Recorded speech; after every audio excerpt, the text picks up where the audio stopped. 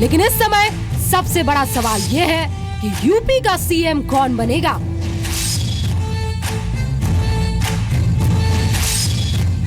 हमारी पहली पसंद है राजनाथ सिंह जी, योगी आदित्यनाथ। हमको लगना चाहिए मनोज सिन्हा, केशव प्रसाद मौर्य, राजनाथ सिंह जी, हमारे योगी आदित्यनाथ जी के। केशव प्रसाद मौर्य। राजनाथ सिंह को छोड़ के सब एक लेवल के नेता हैं। मेरे ख्याल से मनोज सिन्हा बेटर हैं। बाबा आदित्यनाथ को ही चाहेंगे सीएम बने। 11 मार्च को यूपी चुनाव के नतीजे आने के बाद से ही सीएम को लेकर कयासों और दावों का दौर जारी है। हर किसी के अपने अपने दावे हैं। सीएम के नाम का ऐलान कल होना है, लेकिन नाम अभी तक फाइनल नहीं है। क्या यूपी के अगले सीएम राजनाथ सिंह होंगे? सर बड़ा खबरों में एकदम चल रहा आपका नाम। फालतू बात सब अनावश्यक है सर। क्या फालतू बात है? नहीं जाएंगे। क्या मनोज सिन्हा जीतेंगे यूपी के सीएम की रेस?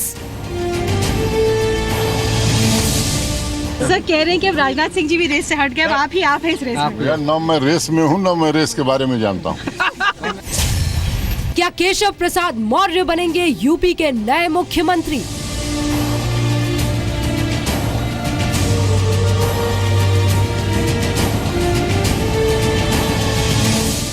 कल विधायक दल की बैठक है और संभवतः परसों 19 तारीख को शपथ ग्रहण भी हो सकता है। क्या योगी आदित्यनाथ के नाम पर लगेगी सीएम की मोहर?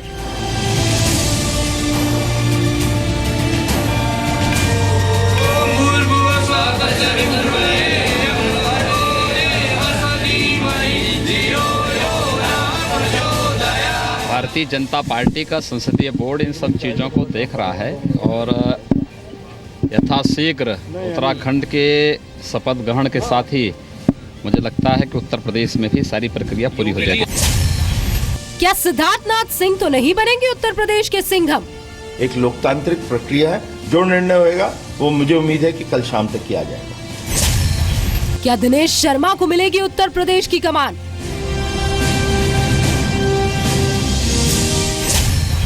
यूपी के अगले सीएम कहीं स्वतंत्र देव सिंह तो नहीं?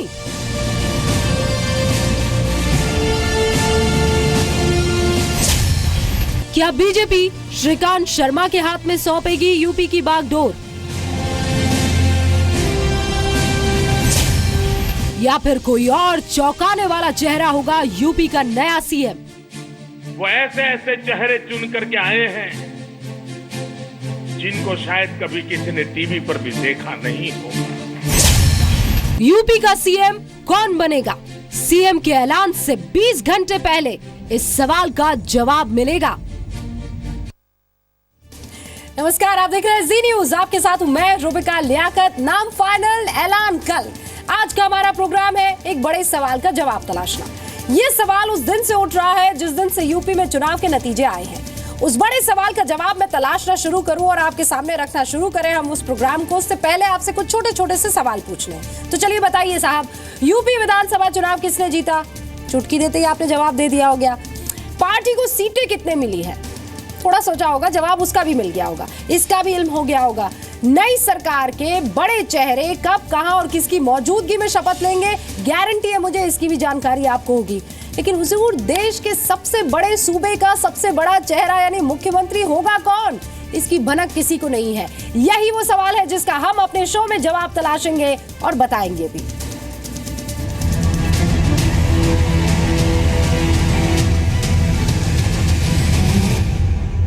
उत्तर प्रदेश में सीएम पद की शपथ का समय तय है, तारीख तय है, जगह तय है, लेकिन देश के सबसे बड़े राज्य के सीएम का ऐलान अभी बाकी है। नए सीएम का ऐलान शनिवार को होगा और रविवार को लखनऊ के काशीराम स्मृति उपवन में शाम 4:30 बजे नई सरकार का शपथ ग्रहण समारोह होगा।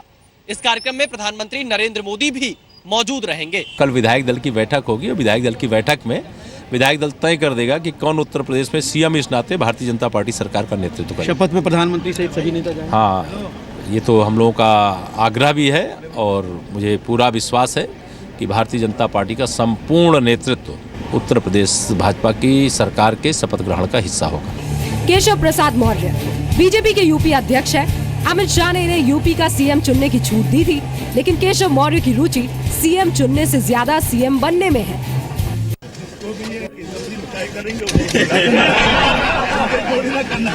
निश्चित तौर से अध्यक्ष जी को जो बताना था वो बता दिया हूँ। ये जो विषय पार्टी का होता है वो केशव प्रसाद का नहीं है, और कल विधायक दल की बैठक होगी और विधायक दल की बैठक में विधायक दल तय कर देगा कि कौन उत्तर प्रदेश में सीएम इस नाते भारतीय जनता पार्टी सरकार का नेतृत्व करे।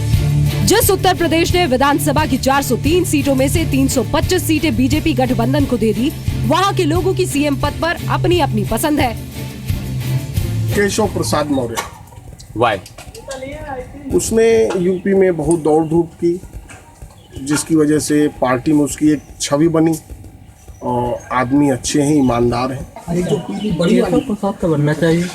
केशव प्रसाद मौर्य ज्यादातर इन्हीं को कहा जा सकता है। केशव प्रसाद मौर्य की दावेदारी 3 वजहों से मजबूत बताई जा रही है। पहला उनका ओबीसी वर्ग से आना, दूसरा उनके अध्यक्ष रहते हुए बीजेपी को मिली बड़ी जीत, और तीसरा संघ से उनका जुड़ाव। यूपी के सीएम की रेस में टॉप 3 दावेदारों में एक नाम मनोज सिन्हा का भी है। केंद्रीय रेल मंत्री मनोज सिन्हा ने हालांकि सीएम की रेस में शामिल होने की बात को खारिज कर दिया है। बावजूद इसके उनका नाम चर्चा में बना हुआ है। सर कह रहे हैं कि अब राजनाथ सिंह जी भी रेस से हट गए, आप हैं इस रेस में। यार न मैं रेस में हूँ, न मैं रेस के बारे में जानता हूँ। गाजीपुर से सांसद मनोज सिन्हा को यूपी का सीएम बनाने के लिए उनके समर्थक राम की शरण में है। रामायण का पाठ हो रहा है। यूपी में बड़ी संख्या में लोग मनोज सिन्हा को अपनी पसंद बता रहे हैं। हमको लगना चाहिए मनोज सिन्हा जो है मुख्यमंत्री होंगे तो जैसे गोरखपुर स्टेशन को उन्होंने साफ सुथरा और स्वच्छ बना दिया है, वैसे अपने यूपी को बना देंगे। मेरे ख्याल से मनोज सिन्हा बेटर हैं। IIT BHU से पढ़े मनोज सिन्हा के काम के कायल प्रधानमंत्री नरेंद्र मोदी भी हैं। साफ सुथरी छवि, पूर्वांचल में लोकप्रियता और संघ से उनका जुड़ाव मनोज सिन्हा को सीएम की कुर्सी का प्रबल दावेदार बनाता है। यूपी सीएम के दावेदारों में सबसे कद्दावर चेहरा है राजनाथ सिंह का। केंद्रीय गृह मंत्री राजनाथ सिंह के पास नाम, कद के अलावा तजुर्बा भी है। सर बड़ा खबरों में एकदम चल रहा आपका नाम। फालतू बात सब अनावश्यक है सर, क्या फालतू बात है? नहीं जाएंगे। लखनऊ से कानपुर और रायबरेली तक ज्यादातर लोगों की पहली पसंद राजनाथ सिंह है। हमारी पहली पसंद है राजनाथ सिंह जी, क्योंकि वो पहली मुख्यमंत्री यहाँ रह चुके हैं और उनको यहाँ का पूरा माहौल मालूम है। राजनाथ सिंह जी एक हमारे सामने हैं जो सबसे ज़्यादा परिपक्व हैं और सबसे ही ज़्यादा उनको अनुभव है प्रशासन का। राजनाथ सिंह को छोड़ के सब एक लेवल के नेता हैं और उनकी राजनीति में आपस में जो है दुराव पैदा हो सकता है, राजनाथ सिंह के रहने से ये विचारधारा का जन्म नहीं होगा। राजनाथ सिंह साल 2000 से लेकर 2002 तक उत्तर प्रदेश के मुख्यमंत्री रह चुके हैं। हालांकि उसके बाद से उनकी ज्यादातर मौजूदगी केंद्रीय राजनीति में ही रही है, लेकिन राजनाथ सिंह का सत्ता वाला अनुभव उन्हें सीएम रेस का विनर बना सकता है। यूपी चुनाव प्रचार के लिए नतीजों के बाद भी सीएम पद के लिए जिस नाम की चर्चा जोरों पर है वो है योगी आदित्यनाथ। भारतीय जनता पार्टी का संसदीय बोर्ड इन सब चीज़ों को देख रहा है और यथाशीघ्र उत्तराखंड के शपथ ग्रहण के साथ ही मुझे लगता है कि उत्तर प्रदेश में भी सारी प्रक्रिया पूरी हो जाएगी। योगी आदित्यनाथ को सीएम बनाने के लिए उनके समर्थक पूजा पाठ और हवन में जुटे हैं। पूर्वांचल, खासकर गोरखपुर के लोग चाहते हैं कि योगी आदित्यनाथ सीएम बने। उत्तर प्रदेश में मुख्यमंत्री का चेहरा योगी आदित्यनाथ के लिए होना चाहिए। योगी आदित्यनाथ को उत्तर प्रदेश का सीएम बनाया जाना चाहिए। अब गोरखपुर वासी होने के नाते विकास के कारण हम बाबा आदित्यनाथ को ही चाहेंगे सीएम बने। योगी आदित्यनाथ जी का नाम प्रबल दावेदारी में हो सकता है कि योगी आदित्यनाथ जी को मुख्यमंत्री का दायित्व सौंपना चाहिए। हम तो कहेंगे कि योगी आदित्यनाथ को बैठाया जाए। योगी आदित्यनाथ गोरखपुर से सांसद हैं और पूर्वांचल में योगी आदित्यनाथ का अच्छा खासा प्रभाव है। कट्टर हिंदुत्व का चेहरा योगी आदित्यनाथ के पक्ष में भी जा सकता है और उनके विरोध में भी। हालांकि आदित्यनाथ ने खुद राजनाथ सिंह को सीएम बनाने की मांग की थी। सूत्रों के मुताबिक बीजेपी आला कमान ने यूपी के सीएम का नाम फाइनल कर दिया है। कौन है यूपी सीएम के पद का लकी विनर, बताएंगे आगे। वैसे यूपी सीएमशिप का लकी विनर ऐसा भी हो सकता है जिसके बारे में चर्चा हो ही ना रही हो सकता है कि प्रधानमंत्री नरेंद्र मोदी और अमित शाह यूपी को सरप्राइज दे दे, क्योंकि बीजेपी के सीएम बनाने के पैटर्न पर गौर करें तो ये कोई अनोखी बात नहीं होगी। हरियाणा में मनोहर लाल हो या झारखंड में रघुवर दास, इशारा इसी दिशा में कर रहे हैं। खैर, देश के सबसे बड़े राज्य के सीएम का यूएसपी यानी यूनिक सेलिंग पॉइंट होगा क्या, ये देख लेते हैं।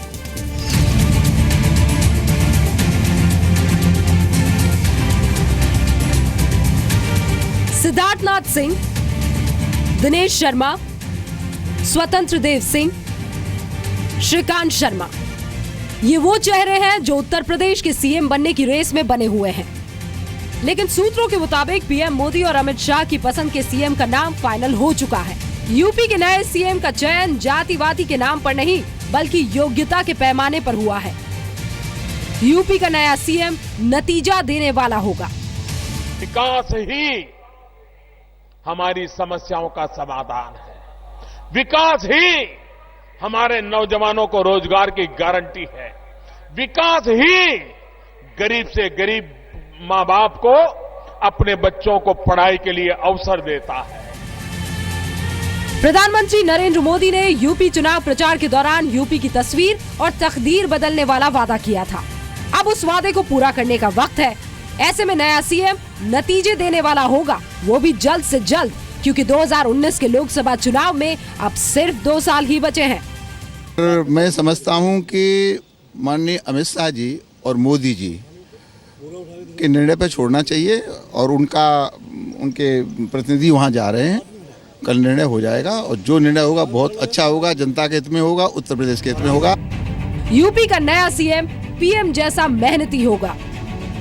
पीएम मोदी ने यूपी विजय के बाद पहले भाषण में कहा था कि वो मेहनत की पराकाष्ठा करेंगे, जबकि बीजेपी संसदीय दल की बैठक में पीएम ने कहा था न बैठूंगा न बैठने दूंगा। ऐसे में आप समझ सकते हैं कि यूपी का सीएम वही होगा जिसकी मेहनत और लगन पर पीएम को सबसे ज्यादा भरोसा हो। हम परिश्रम की पराकाष्ठा करेंगे। ये पूछा जाता है कि इतना काम क्यों करते हो, इतनी मेहनत क्यों करते हो? इससे बड़ा जीवन का सौभाग्य क्या हो सकता है? यूपी का नया सीएम साफ सुथरी छवि वाला होगा। पीएम मोदी की पसंद का सीएम होना मतलब साफ सुथरी छवि होना है, जिसके दामन में अपराध और भ्रष्टाचार के दाग कभी ना लगे हो। विनम्रता की कसौटी पर खरा उतरेगा नया सीएम। यूपी विजय के बाद प्रधानमंत्री नरेंद्र मोदी ने बीजेपी के सांसदों और मंत्रियों को सलाह दी थी कि वो विनम्र रहें। यूपी के नए सीएम के चयन में भी उन्होंने विनम्रता को तरजीह दी होगी। कोई भी पेड़ कितना भी ऊंचा क्यों न हो, लेकिन जैसे ही फल लगते हैं वो झुकने लग जाता है। भारतीय जनता पार्टी के इस वटवृक्ष पर विजय रूपी फल लगे हैं तो हम भारतीय जनता पार्टी का सबसे ज्यादा झुकने का जिम्मा बनता है, अधिक नम्र बनने का जिम्मा बनता है। दबाव में निखरने वाला सीएम होगा। उत्तर प्रदेश देश का सबसे बड़ा राज्य है, अपराध में नंबर 1 है, कानून व्यवस्था बड़ी चुनौती है। ऐसे में सीएम के चयन में खास तौर पर यह ख्याल रखा गया है कि नया सीएम दबाव में बिखरे नहीं, निखर कर सामने आए। विशाल पांडे के साथ ब्यूरो रिपोर्ट, जी मीडिया। वैसे दबाव से याद आया, विपक्ष के माथे पर आजकल बहुत बल पड़ रहे हैं और शायद इसीलिए यूनिटी इन डाइवर्सिटी तलाशी जा रही है। डाइवर्सिटी यानी पार्टियों के अलग अलग होना, यूनिटी एक साथ आ जाना। इसीलिए हम कह रहे हैं यूनिटी इन डाइवर्सिटी तलाशी जा रही है। मोदी लहर के सामने आजकल विपक्ष का काम नहीं, डर बोलता है। लड़ने के लिए किसी के लिए उसको सक्षमता के लिए कोई आपको पहलवानी नहीं करनी, या आपको कोई बंदूक निकाल के नहीं चलना है। अगर कोई हरा सकता है तो राहुल गांधी की सादगी हरा सकती है। हमें मैदान में रहना है, जीतने का संभावना कम है एक लिहाज से, लेकिन एकत्रित हो गए तो वो बढ़ जाता है।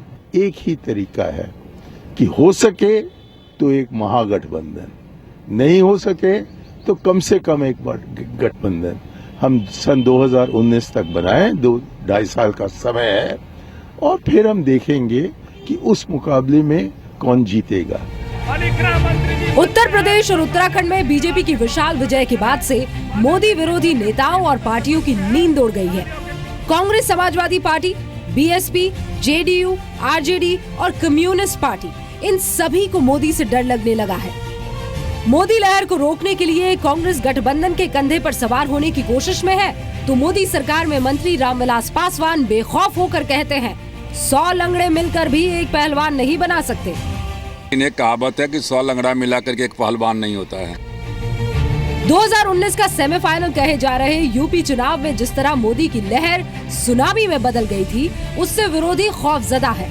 हालात ये है कि 2019 चुनाव के बारे में सोचकर भी इनके माथे पर पसीना आ जाता है।